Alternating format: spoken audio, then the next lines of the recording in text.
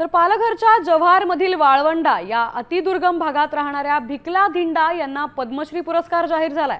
आदिवासी समाजातील तारपा या पारंपरिक वाद्य आणि नृत्याला साता समुद्रा पार पोहोचवणाऱ्या भिकला धिंडा यांना या सर्वोच्च पुरस्काराने सन्मानित केलं जाणार आहे। गेल्या 80 पेक्षाही जास्त वर्षांपासून भिकला धिंडा हे तारपा वाद्य वाजवतात। शिक्षण नसलेल्या धिंडा यांना अवघ्या 12 वर्षांपासूनच तारपा नृत्याची आणि वाद्याची आवड निर्माण झाली होती।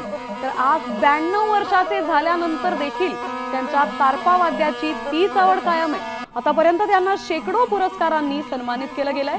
तरी देखील देशातील सर्वोच्च असलेल्या पद्मश्री या पुरस्कारामुळे त्यांच्यासह त्यांच्या कुटुंबियाच्या चेहऱ्यावर मोठा आनंद पाहायला मिळतो।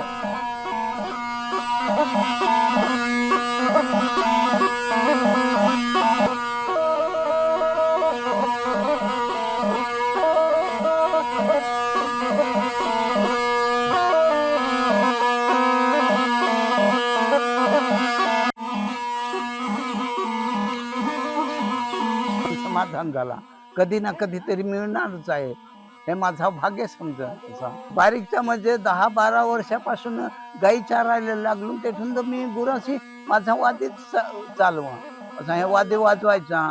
म्हणजे शरीर पण चांगला आणि मन समाधान होय। तरुण पिढीला काय सांगायचं, आता त्याला समजवला पाहिजे, समजला पाहिजे, त्याला कळला पाहिजे ही संस्कृती टिकवायला।